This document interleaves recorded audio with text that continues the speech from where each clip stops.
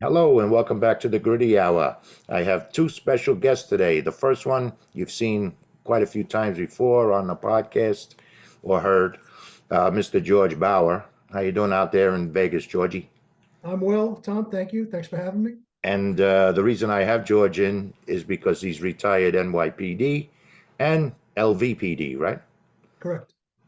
And the reason why I asked him to co-host tonight is because our special guest tonight is Vic Ferrari, the author of NYPD Through the Looking Glass, which is a behind-the-scenes look at the hopefully the more humorous side of being an NYPD cop. Vic is a retired. First day of his career, I guess you're on the job as a patrolman. Yeah. And then he became a detective in the organized crime division. So welcome to the Gritty Hour, Vic. It's a pleasure to have you on. Guys, it's a pleasure to be on your show. Thank you so much for the opportunity. Okay. Full disclosure, I don't know Vic, but George and I grew up in his neck of the woods in the Bronx. So we have a lot in common. And all three of us went to Catholic schools together. Not together, but we all went to Catholic schools. And we're going to talk about another book you have in that relation. So how are things going with this book? Tell us a little bit about it. Well, Confessions of a Catholic High School Graduate is about my life story growing up in the Bronx in the mid-'70s, early '80s, different time than it is now. And the book opens up where I'm sitting around the dinner table with my parents. I'm in 8th grade. My father just stops the conversation and goes, "Oh, yeah, next year you're going to Catholic high school." I says, "What?" I says, "We don't even go to mass." Yeah, we don't even go to mass. Are you kidding me? Like, I got my button, I made all my sacraments, but I mean, we weren't holy rollers. I go, "Well, where's this coming from?" And my father goes, "Well, you're a clown. And if I send you to public school, you're going to be a bigger clown." He says, "So," he goes, "pick a school run by the men in black." So, I mean, I was like, what the, like all my friends in public school, most of them were going off to public school. So it was almost like I was moving, you know what I mean? Like I was going to have new friends or going to a different country. And in the book, I explained that, I had a couple of incidents with the Catholic Church where I got tuned up and I wanted no part of Catholic high school because one time I got chased out of a confession booth for confessing one sin too many. I had, oh man, the priest was closing up the church. It was on a Thursday. I had to make my confession before making my confirmation on Saturday. I'll never forget. It was a Thursday. We get there late. The priest is pissed off. He opens the church back up with a ring of keys. He leads me and my brother into the church. We go into the confession booth. He's an old man. He wants to go and have his drink or have something to eat. He's getting cranky. His blood sugar level is dropping. I'm in the booth. "Bless me, Father, for I have sinned." It's been 3 years since my last confession. And he just starts, "What do you mean 3 years? Do you take it seriously?" And like every trivial sin I'm dropping on this guy, he's taking my fucking head off. So I'm like, after like the 4th sin, it's like I kept burning my hand on the stove with this guy. And finally I said, "Father, you don't want me here. I don't want to be here. Can we just call it a day?" And he just starts, "Get out of this booth, get out of this church." I'm like, oh shit. So I'm trying to get out of the confession booth. We had the doors. It wasn't a curtain. I'm pushing on the door. And my younger brother thinks this is the greatest thing in the world. He's holding me in the booth. So I give the booth a shot. I knock my brother on his ass. The two of us, you had to go up a couple of stairs. It was like a maze.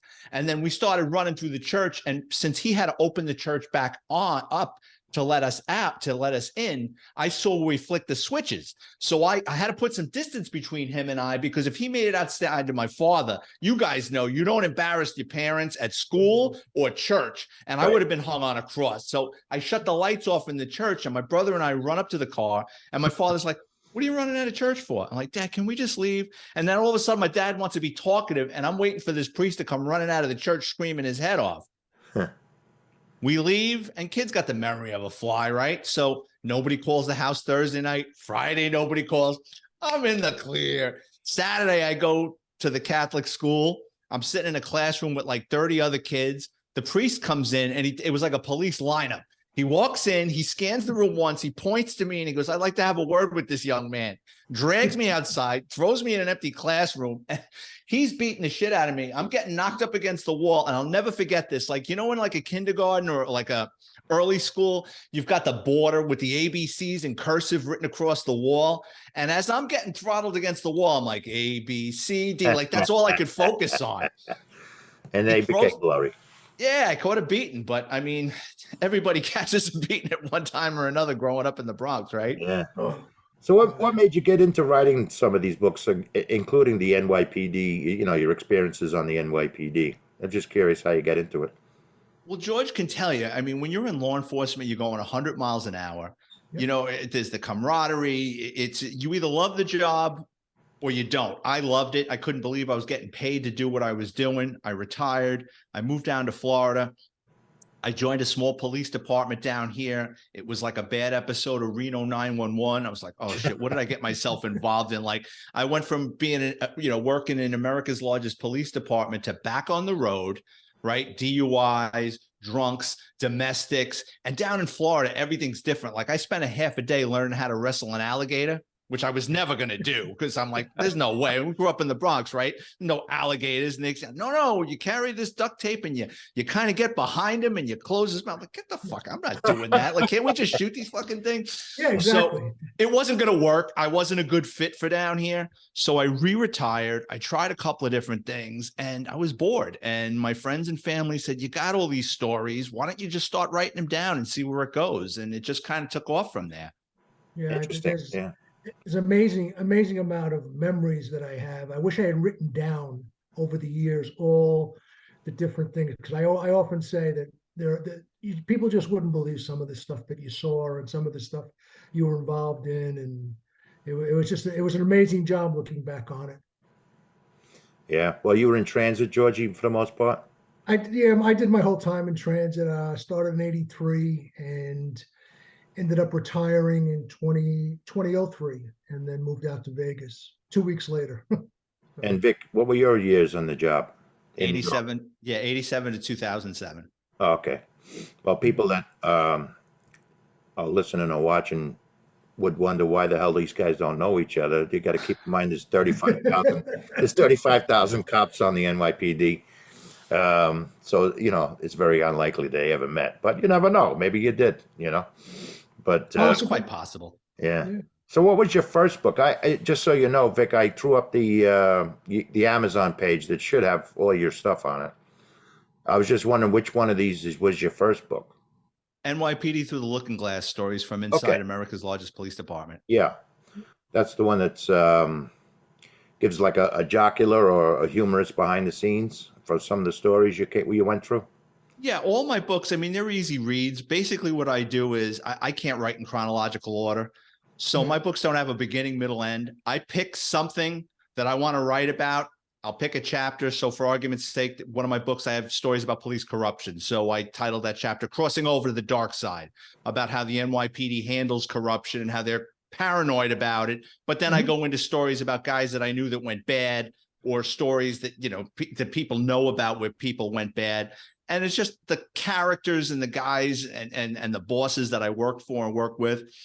And my books are tell all, but I didn't want to embarrass anybody or get anybody divorced. That's not me. So I changed the names, the dates, the ranks, the locations, as not to put a spotlight on somebody, embarrass somebody.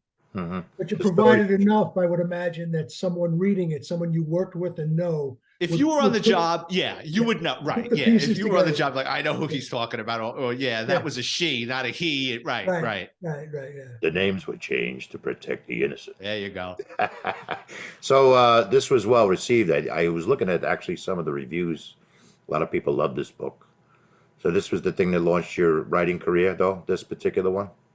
Yeah, that's the one that really started selling. And I was nervous. I mean, George can tell you, I mean, the NYPD, I mean, law enforcement is a subculture all to itself. And then the NYPD is a subculture in a subculture, right? There's do's and don'ts. You know what I mean? That there's so many different ins and outs. And, you know, my Catholic high school, every year, like when I was writing Confessions of a Catholic High School Graduate, I grabbed my high school yearbook and I went through it, and I counted out of a class of 250 guys, 40 became NYPD members. So my high school was like the way Penn State churns out linebackers for the NFL. Same with Spelman or all the Catholic high schools. They're just or Scanlon. They all. It's civil service, right? It's colleges far and few between, civil service, or you're going to get into trouble. Mm-hmm. Yep, my dad hung out in a local bar near Parkchester with a bunch of detectives, and he wasn't on the job. He was a lithographer down in Hunts Point, but he would come back to me all the time, and everything was about civil service, get to pension, 20 and out, and I had that banged into my head forever. And then from our generation, everybody took. There were 3 separate police tests. I wasn't interested in the fire department. I didn't see myself running into fires. Me neither. But, so we had to take 3 tests. We had to take a transit test, an NYPD test, and a housing test. And then if you got through the testing, and then you had to go through the psychological and the investigation and all that stuff. So I didn't do anything with housing, but I was on the NYPD and transit, but they had different parameters. So bottom line is transit came calling first, and were willing to hire me, and that's why I went on that. But Vic is right. It's the biggest police department in the world, and they know it. And, and they love to bang their chest all the time, But it was just a great experience because of the people you work with and the positive results that you have. Working cases or just helping somebody one night or just having a good day. I look back on those very fondly. Vic, we're going to talk about the rest of your books, but can I tell you a quick fork in the road story? George and I think we found out about the test in the chief, right? Yeah. And where the hell were they doing the test? It was in the Bronx. Was it Clinton? Clinton I think, High School? Clinton was one of the places I took a test at. Yeah. Sure. Yeah. Well, we used to hang out together in the bars, George and I, and the night before the test, he went home at 10 o'clock like a good future cop should. And I went home. I think I had breakfast after they closed the bar at 4 o'clock in the morning. But I still vividly remember, I lived on the first floor in Parkchester. I vividly remember Georgie knocking on my window to get me to get up to go take the test with him. So it's the fork in the road story. Yeah. So which one followed up this book, Vic? The Grand Theft Auto one, or?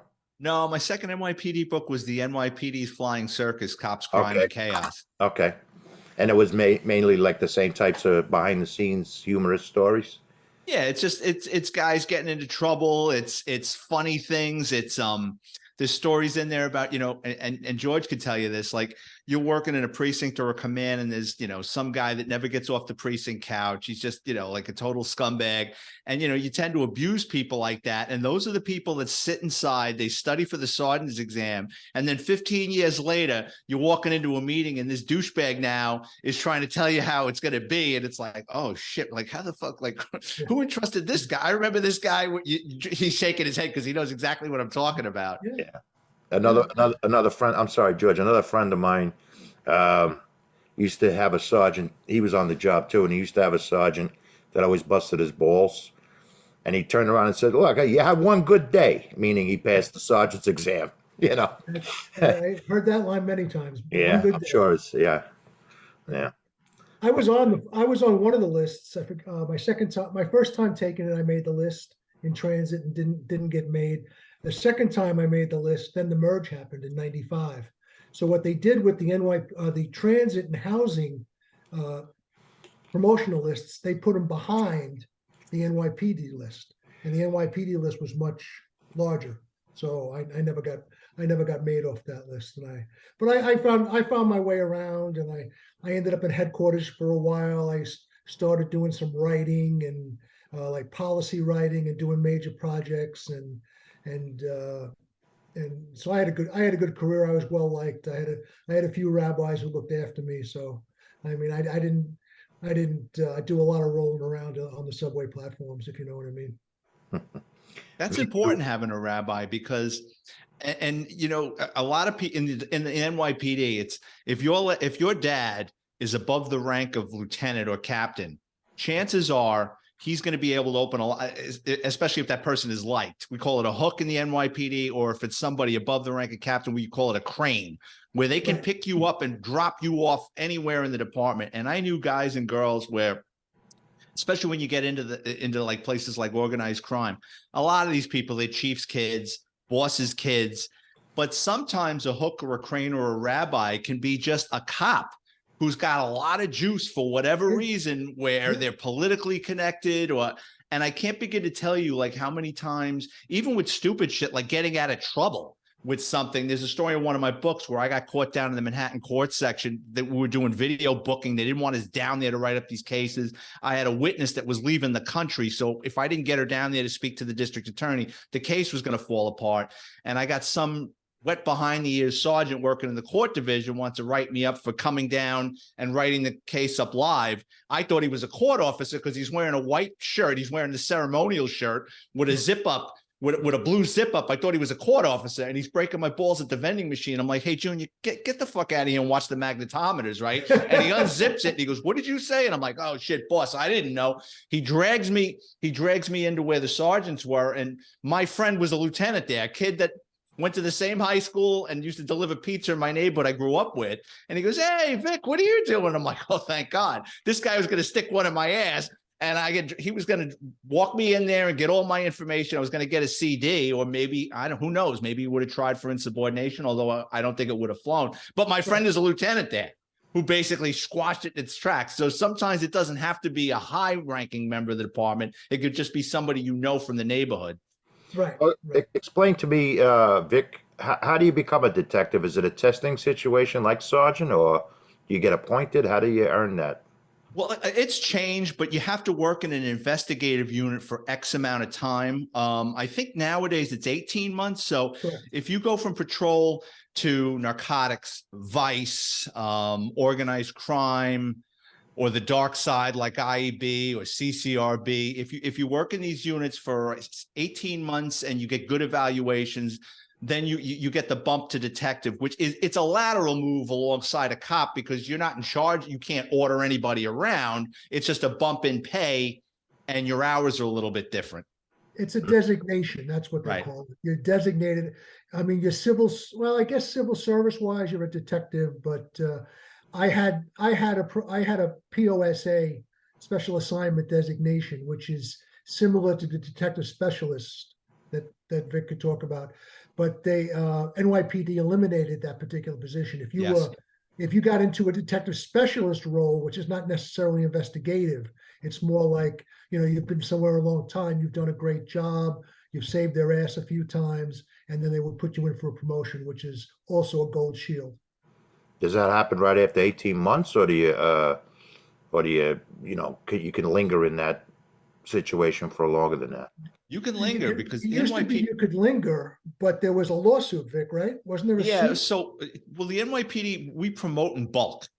So when they do a promotion ceremony, it's not just detectives, it's school crossing guards, cops going to sergeants going to lieutenant. So when they have a promotion ceremony, it's kind of a couple of hundred people get promoted at once. So it's not like on your anniversary in your 18th month, it's like, oh shit, George and Ferrari got to get promoted today. They're 18 months. So what'll happen is, I think I had to wait like 9 months after, but you get that back pay. Oh, I see. Okay. Have you ever gotten on these books any feedback from the department? Or I'm sure cops you served with have given you feedback, but I'm curious if the department itself has reached out to you, Vic. No, the only interaction I had with the job was there's on Instagram, I think it's an official NYPD unit that follows me. And I don't know if it's because they like my books. It's a cop that works there and thinks I'm funny, or maybe they're keeping an eye on me. I have no idea. But I mean, no, I haven't had like someone, hey, knock this shit off. And it's like, I don't paint the department in a bad light. I tell it like it is. Maybe they're happy with it. Maybe they're not. But the underlying theme, there's always humor involved, the way you write it. I try to keep it humorous because I think a lot of cops write autobiographies, and sometimes they tend to focus on the dark stuff. And there is dark stuff in my books, but like George can tell you, there's just so much fucking around going on behind the scenes that there's a lot of stuff that's so humorous and funny. Yeah, yeah. I was going to ask you, well, what came after this particular book, the NY? I was going to say before we go on, you do change, as you said, you change the names, the places, the dates sometimes to protect the innocent, and which we'll get to when we start talking about Catholic High School. We'll see what we can divulge here. Because you went to Catholic High School in my neighborhood, but anyway, so what came after this flying circus one? Grand Theft Auto, the All right. NYPD's auto crime division. Okay. So that were you on that division? Yeah, I worked there. It was the best 10 years of my career. I grew up in Throgs Neck, which per capita probably had more car thieves than anybody else in the world. Worked in a gas station as a kid, so there were always guys blowing through there with stolen cars, looking to sell parts, looking for us to fix the cars. So I knew what to look for. So as a patrolman, I was always getting into car chases. And then eventually I wound up in a borough auto loss in a unit, and then I had worked with a sergeant in narcotics who was my rabbi. I worked in his team in narcotics, and he bumped into him one day and he goes, we're picking up guys for auto crime. He says, you're a car guy. He goes, why don't you put in for it? I was like, I don't know if I'm going to get there. I don't have a hook. He goes, put in for it. And he wound up pulling me, and I wound up in his team. Well, explain to the pedestrian, both of you mentioned rabbi, but what does that mean? It's not a Jewish rabbi, right? It's a code for something. Tell me. Go, George. It's a code for having a very good friend who's going to take care of you. Someone who can make things happen for you. Absolutely. Yeah. Absolutely. All right, so did you have a rabbi, Georgie? I had a couple. I did. I had some people who were very, very good to me. And hopefully over the years, when I was in a role, at least out in Vegas, I was very good to a couple of people who worked very hard for me. I was encountered my time in Vegas. I ended up becoming a manager at the Fusion Center, and I supervised both cops and crime analysts, as well as the UCR unit, which is a reporting unit. It's not really enforcement or anything like that. But I supervised like the cops, the light duty cops that were either in trouble or injured and couldn't go on the streets. And we ran 24/7. So I was like the night manager. So I had a lot of guys receiving phone calls, looking real time at what was going on in the valley. And if we needed to make notifications if something big happened, sort of like an offshoot of communications but we were looking specifically at violent crime and suspicious activity. So we had detectives working for us. We had things like a whole mechanism on how to make notifications and alerts and advisories and things like that. This is in Vegas, right? This was in Vegas. Yeah, I was a civilian at the time. Oh, but you became a rabbi. Well, my point is, I got to call Father Derek, but I'll be right back.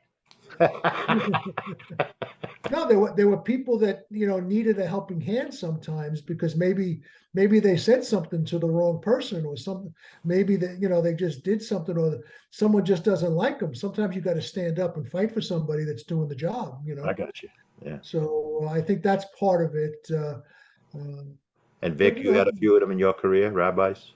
I didn't start off with one. I mean, my dad was a butcher. I didn't know anybody on the job, really. I had a couple of friends that got hired a year before me. They didn't know anybody either. But after a while, you work with people and they move up the ladder. And if they liked you, you know what I mean? They'll put that ladder down for you sometimes. Yeah. Exactly. And did you become a rabbi too, Vic? In the latter part of your career, maybe? I helped a couple of people out as best I could, but I was a detective, and I wasn't a boss. But, if I could do somebody a favor, get them into the auto crime school, which that was a big thing, because the auto crime division had a school where cops could go. It was like a 4-day course, but they got like 4 credits. So that was huge for somebody studying for the sergeant's exam, because you needed college credits. So if you could get them into that school for a couple of days, that was they didn't have to, sign up for Empire College and write 100 term papers or go to John Jay. So you were getting them the college credits by getting them into these courses. Right, I see. Well, that makes sense, yeah. So what came after Grand Theft Auto? We're trying to do it in a chronological way. So I want people exposed to all your books, because I think anybody that likes, like the first 3 we talked about, is going to like all your work. So I want them to click on all of them. So what happened after Grand Theft Auto? I wrote NYPD Law and Disorder last 2 years ago. Okay, where am I? You don't know, other way, other Had way. it. Yeah. There you go. And this came out last year? 2 years ago. Oh, two Time years ago. flies, man. Yeah, tell me about it. And then next week's Palm Sunday. It'll I know. probably be after Easter by the time this goes on there. But anyway, this was well, let me ask you this. What differentiates this from the other books, or is it just more of the continuum? NYPD Law and Disorder has a lot of embarrassing stories in it, and I'm usually the one getting a kick in the ass. Okay. Because I said, I'm going to try something a little different with this book, because every author likes to paint themselves as the hero, or saving the day in the nick of time, or having the right comeback. There's some embarrassing things that happened to me while my time on the job. And I was like, you know what? I'm going to put them in there.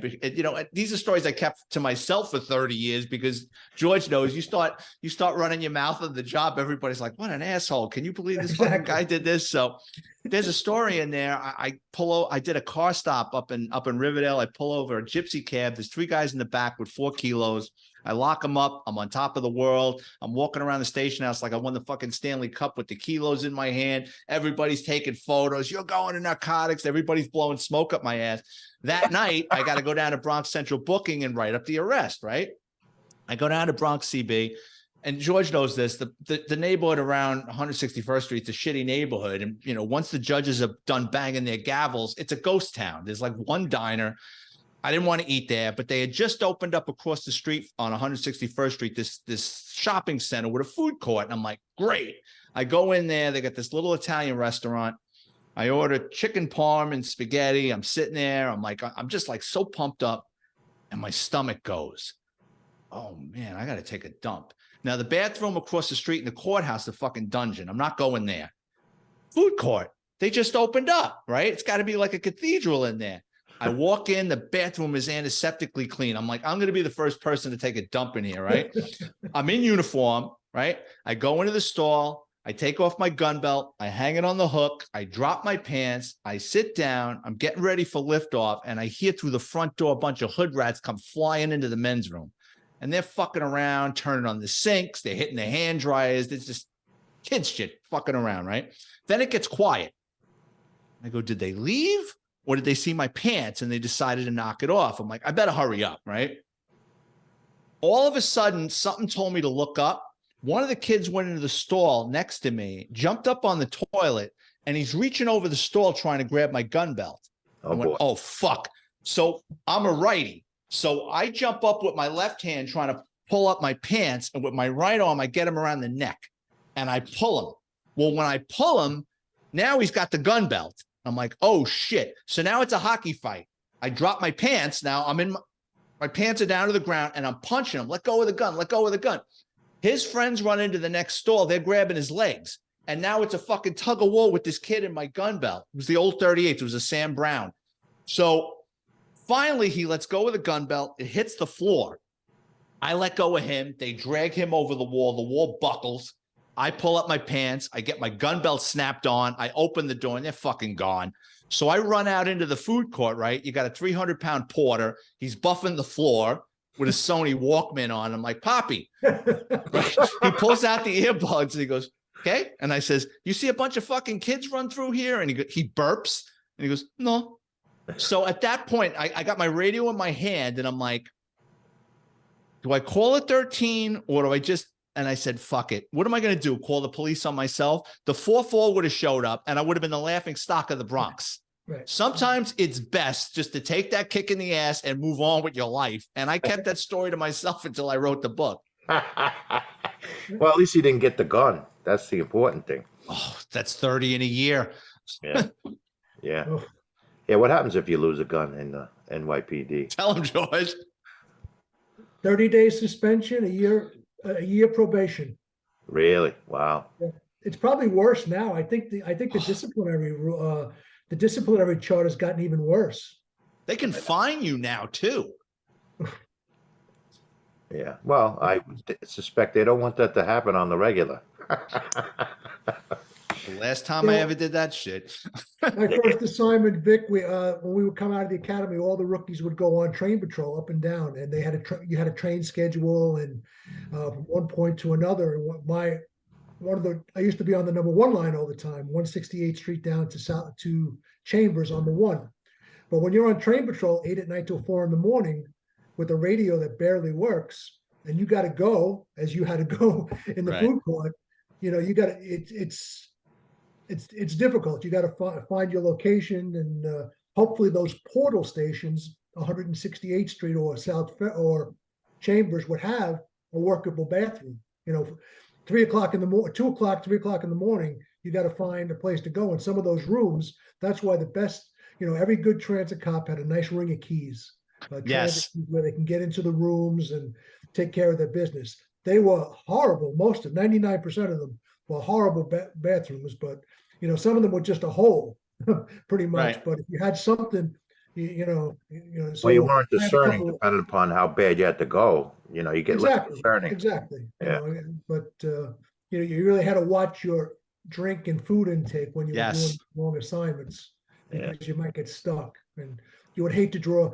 I was always told don't ever draw negative attention to yourself. So go on your train, do your business. If you get in an altercation, then call for help. But they wanted you on those trains. If you had to go off, you had to make radio message. Your boss would ask you about it, depending on what the situation was. They were very strict, because the mayor, who was Beam, I think at the time, I was on with Koch, but before that, they had made a commitment to the passengers that they would have a cop on every train from 8 at night till 4 in the morning, because late 70s, early 80s, the crime was so bad on the system that they made that commitment, so people would feel comfortable at least being on the train, that there would be a cop on there. But that's how the Guardian Angels got started. It was they're a pain in the ass. I don't want to talk about those people. How was your relation? Did you ever interact with them, Vic, the Guardian Angels? No, not above ground, but I can imagine the transit cops had their hands filled with them doing stupid shit. I'm imagining. Yeah, it was it was difficult. They mean well, but it just became a whole political thing, and it's kind of like auxiliary cops. Exactly. Well, they're in uniform, right? So it gives an added level of to the citizen, In theory, but sometimes they're more trouble than what they're worth, because they start things that they can't finish, right? And things backfire on them, and a lot of them, they have, it's not like they were, even though they don't have a gun, they haven't been psychologically screened. We had a guy come into the station house and tell the desk officer, newly promoted desk officer, he was a new auxiliary. And this guy would come in every day, and this desk officer would have him counting the radios and doing shit. The guy wasn't an auxiliary cop. Transit grabbed him with one of our stolen radios and a gun on a platform up on 180 and Morris Park. It's the transit district. Yeah. So this guy was coming in, said his name, I'll never forget, Cecil. And the guy wasn't an auxiliary, and you had a newly promoted sergeant. It's like, oh, you know what? Do the radios. Okay. He stole a radio. I'm going to go upstairs. He broke into someone's locker. He had a gun. And they grabbed him up in the Bronx with the stolen radio and a stolen cop's gun, and he was patrolling on his own. Yeah, well. I'll bet that sergeant bought a 5-day rip at least.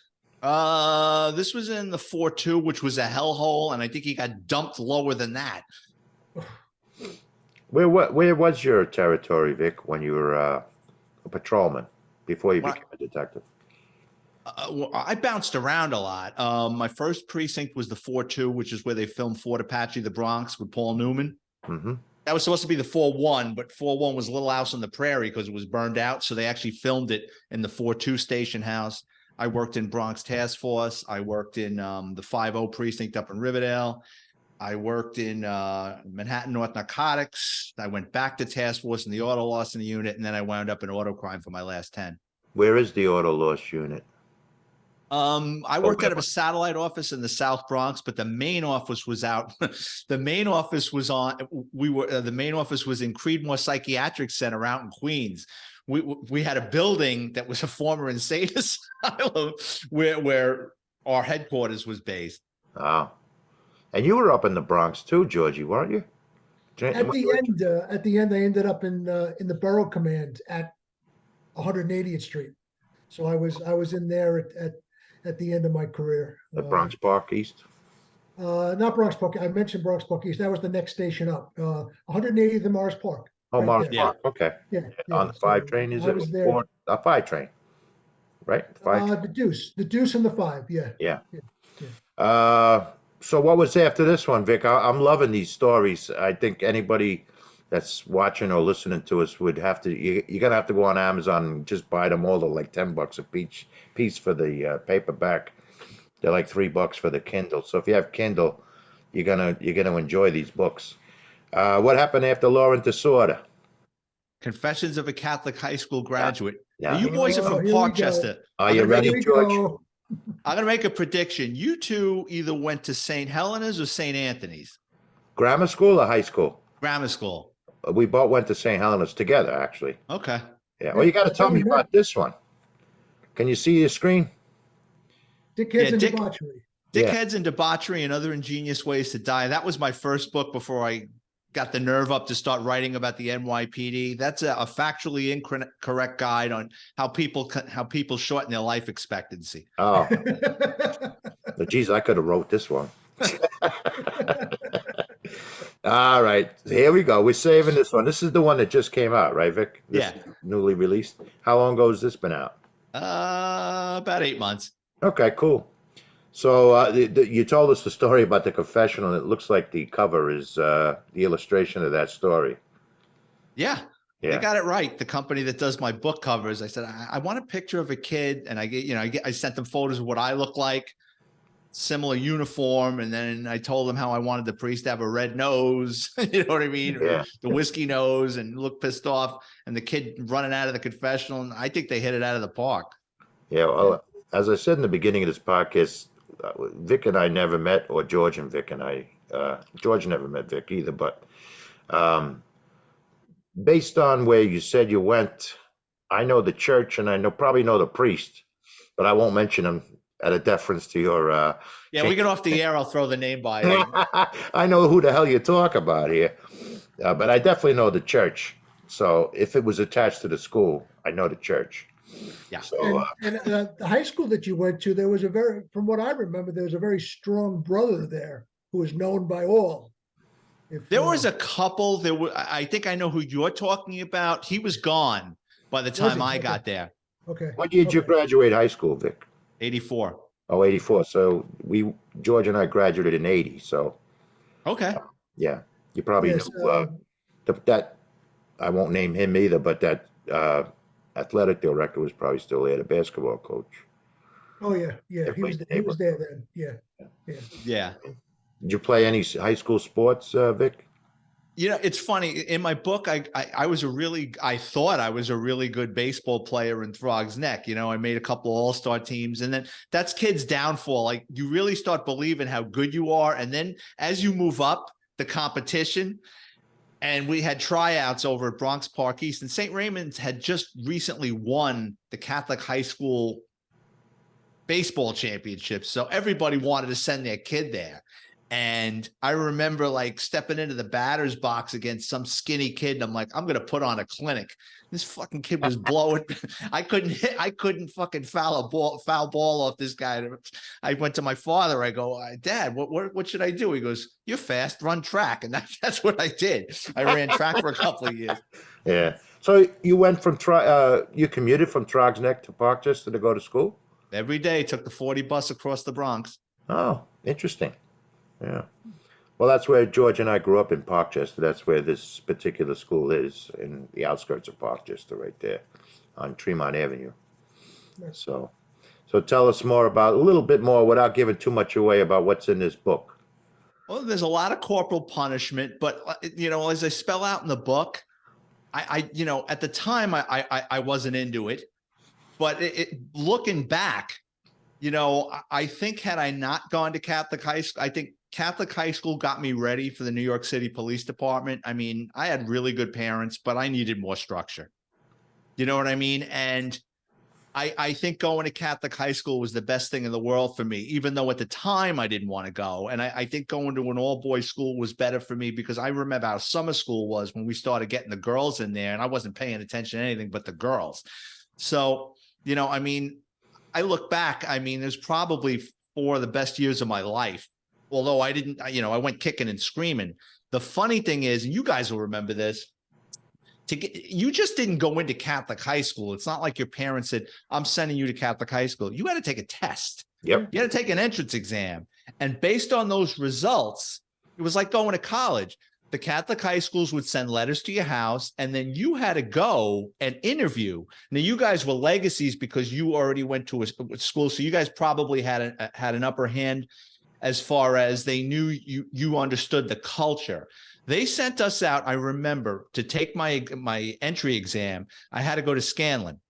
And I remember you had 2 nuns with bullhorns screaming at us. I'm like, what the fuck is? They were like bouncers at a club with clipboards. It's like, name Ferrari. You go this way. And then you had Mother Superior with a bullhorn screaming, like directing traffic. So me and this kid that I grew up with, they put us in a classroom, right? And they made us sit. There was a chair between each of us, and the nun explained that there was rampant cheating in the public school. My friend goes, "How does she know?" And we're sitting in there, and I wasn't a genius, but I got good grades in public school. And my friend is in back of me taking this entrance exam, and he's like, "Vic, let me see your answer key. Let me see your answer key." So I show him the answer key, right? So when it's time to leave, the nun grabs the 2 of us, drags us through the hallway, hits the you remember those doors that it's kind of got like a spring, you got to hit it to pop it open. She kind of popped it open with her bony hip, and she's screaming at the 2 of us, "I know what you did. I saw what you were doing. You're never going to go to Monsignor Scanlon High School." And my friend goes, "Well, I didn't want to go here." I'm like, oh. So she's like, "Get out of here." And he goes, "Well, does that mean we can't go to any?" He was a moron. He goes, "Does that mean we can't go to any Catholic high school?" And same thing. I go home and I'm waiting for the phone to ring. And then the letters started coming. And my parents take me for these interviews. I went to Mount. I think I went to No, you know what? I don't think I got into Spelman. Scanlon, Mount, Hayes. There was a couple of them. And go ahead. I'm sorry. No, I just was going to ask George, what was the name of that test you took in 8th grade? You had to pick 3 high schools you wanted to go to, and then you had to take a test to see if they'll accept you. Yeah. What was the name of that test? As Vic was talking, I was trying to remember the name of that test. I didn't make Spelman either, Vic. Don't feel bad. Yeah, I had Spelman, Raymond's, and Scanlon, I think, on mine, and I was, I wanted to go to Scanlon with you, Tom, and Rich, a mutual friend of ours and business partner, but my parents were hell bent on I was going to Spelman so I went there with a pissy attitude, and I almost failed out my freshman year. But I mean, really, don't tell anybody. I failed religion at Spelman my freshman year. Yeah, we won't tell anybody, right, Vic? Right. Yeah.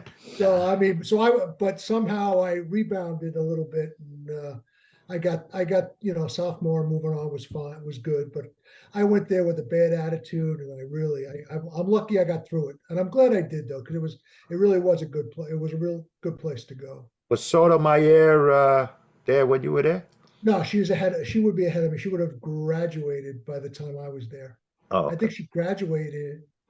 Yeah, I think so. Yeah. Yeah. So you ended up in Raymond's. I guess we've said Raymond's, so it's okay to disclose you went to St. Raymond's. That was my same 3 picks too: Spelman, Raymond's, and Scanlon. But I ended up going to Scanlon. It was interesting going to Parkchester. So a long ride, got off the bus over by DMV. I think it's Starling. Walked, probably about half a mile from Tremont all the way to Raymond. It's like I learned so many different skills. You know what I mean? As far as taking the bus, and Sometimes there was a strike and you had to walk home from Parkchester. And but looking back, I mean, it was a lot of fun. I enjoyed my time in Catholic high school. I have to ask you, Vic, Yankee fan, Met fan? Oh, Yankees. Okay. Georgie's a Yankee fan too.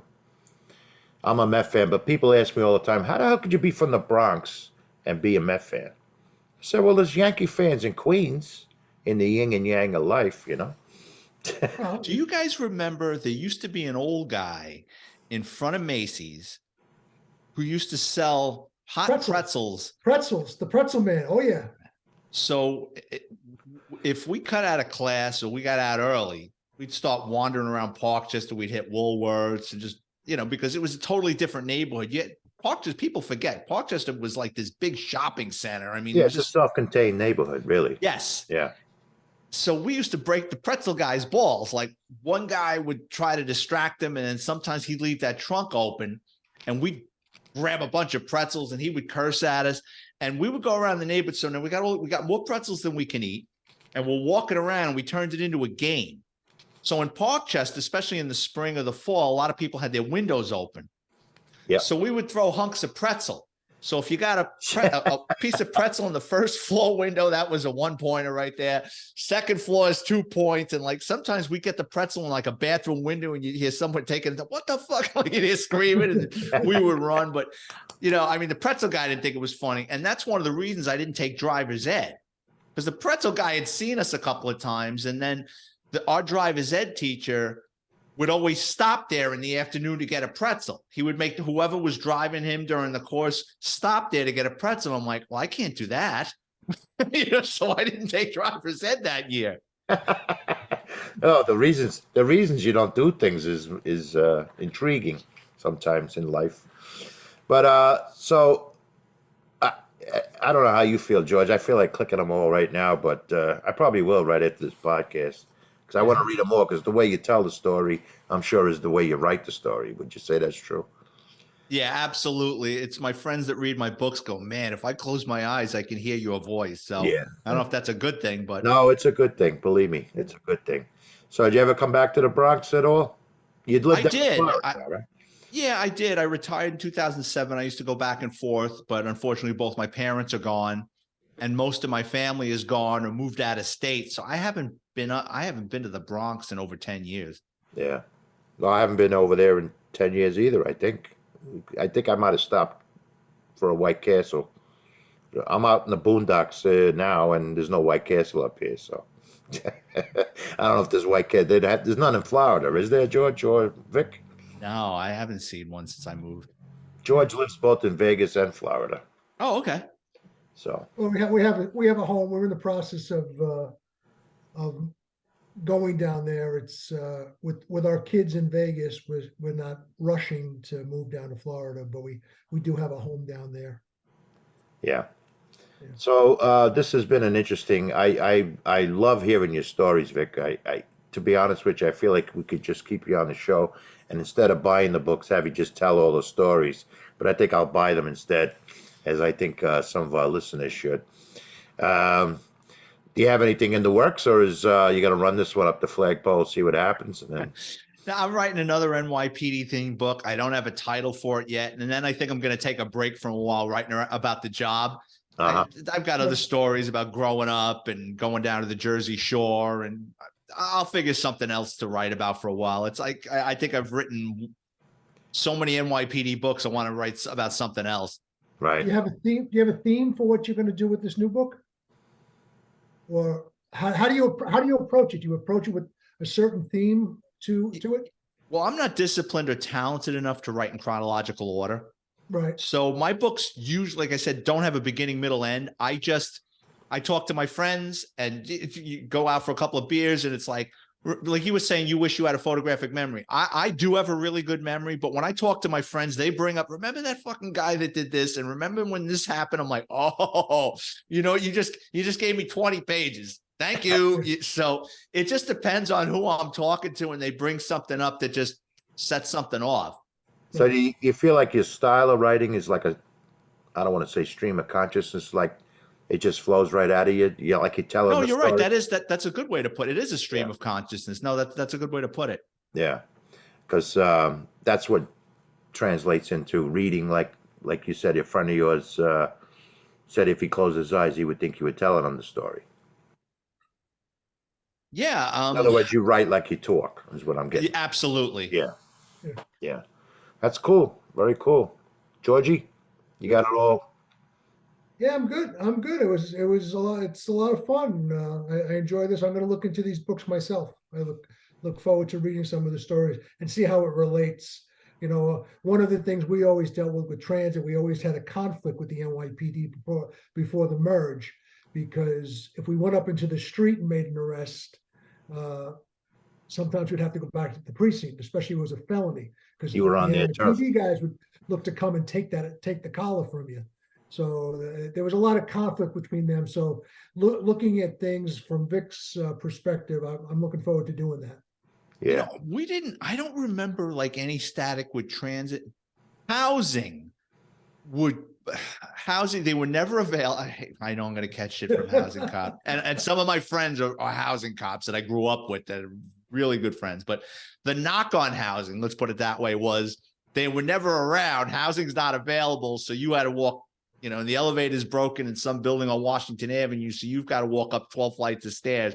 But then mysteriously, like 15 minutes later, they made a gun collar in front of the building. So it's like, well, where were you guys? But Right. not to disparage. Listen, I love transit cops. I love housing cops. We all had each other's back. It's like kids in a schoolyard at the end of the day. Yeah. Right. When did that merger take place, George? The housing 95, transit? April 95. Oh, 95. Okay. That was under Dinkins, was it? No, Giuliani. Oh, Giuliani did Juliet. Yes. that. Okay. Oh, Dinkins was late 80s, early 90s. Yeah. Yeah. Yeah. And Yeah. I think George mentioned in a previous podcast you worked with Eric Adams, the current mayor. I did. He was in headquarters at Transit. I worked with Jack Maple, who I think Vic would Oh, yeah. recognize his name. So I worked with Jack for a while. Jack was just he's rest in peace. He's not with us anymore. But a quick story on him with the relationship with the NYPD. With all the crime, and he loved Times Square, and he was hell bent on trying to clean it up and do things there. So he had all these young cops who were just out of the academy and riding. I talked about riding the trains before. He would take a group off the trains, put them in their summer blouse, white gloves, and then go down to Times Square and start like doing like full enforcement, really getting in people's business, kids that shouldn't have been around, loitering and little things like that, and just like showing like a sign of force to make people feel safer. Was this But pre-Disney? excuse me. This was pre-Disney Times Square? Oh yeah, Oh, This yeah. is the '80s. This was shithole Times Square. Okay. So somebody comes through. Somebody comes through the gate and doesn't pay his fare, and the cop was off on the side watching. Grabs the kid, and he's got a Chinese stars in his a weapon in his pocket. So the cop starts talking to him and says, "Well, where'd you get this?" And he goes, "There's a store Mhm. over on 44th Street, right? And I just bought it and I came down here. They got all sorts of shit."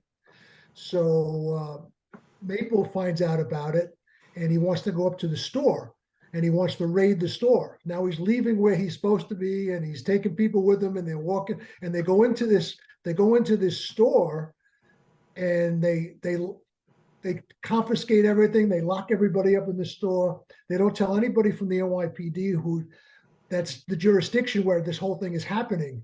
They go back and they lay everything out on the table. He calls the press. The press comes down, takes photos and stuff. It turns out that on the side, the owner of the store selling these weapons had a deal with the local precinct. So it was just crazy. It was just nuts. What he would do crazy things like that all the time. It kind of embarrassed the PD, the local precinct. So Yeah, there was a lot of that, and everybody's got their little fiefdoms, and they don't like it when someone else rocks the boat. When you work in organized crime, The reason they developed OCCB is because Macy's doesn't tell gimbals. So if we've got a chop shop in a building or something, we don't tell the precinct cops there's a chop shop there because cops are curious. They're going to Right. drive by all the time and burn the place, or you never know. That could be someone's relative, or somebody knows somebody, or somebody gets their car fixed there, and they'll go and tell them you're looking at that place. And that would happen. There's a story in one of my books. There was some chop shop I worked out of the Manhattan team for a while. So there was a chop shop in the Bronx. Some guy was cutting up stolen cars in back of his house. Bronx team did a search warrant. I was the only guy in the office that knew how to drive the flatbed that day. My lieutenant tells me, go out there and just pull these cars out with the flatbed and get it out to the pound tonight. I said, all right, boss. I'm out there pulling these things out. There's a guy, a lieutenant from the local precinct, who shows up, and he's busting my balls. You guys think you could just come in here? And I knew the guy, and he was a lazy sack of shit when we were cops, and now he's busting my balls. I said, listen, I'm just helping out. If you want, I'll find out. I'll do a 49 for you of who, what, where, when, why, and I'll get it to you tonight. I says, right now, I got to pull these cars out. Later on, the guy starts breaking my balls again, and my lieutenant went up there and read him the riot act. Like, why are you fucking with my detectives? There's a reason OCCB was developed, so we don't tell you guys things. Right. Yeah. Well, Vic, I know you gained at least 2 avid readers of your books tonight. Thanks, guys. And I think you might have inspired another writer. I'm not sure the way George is talking. I don't think I have the memory for, the memory. Oh, you can do it. This type of stuff. Well, I definitely want to read Vic's, all of them, to be honest with you, but I'm going to save the Catholic High School graduate book for last.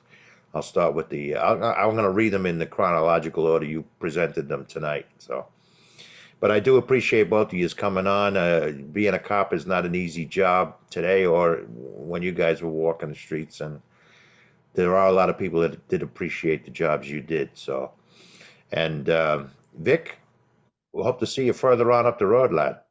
Yeah, anytime you want me back on, man, I'll come on. Thanks, I Yeah, appreciate it. when you do the book after this one, Okay. I'll have them all in my belt buckle by then, so I'll be armed then. So thanks again, Georgie, for co-hosting tonight. I needed a welcome. professional cohort tonight. Vic, it was a pleasure. You did a good Thank job. you, George. All right. So again, have a good night, guys. Thanks again for being on the show, and we'll see you both further on up the road, lads.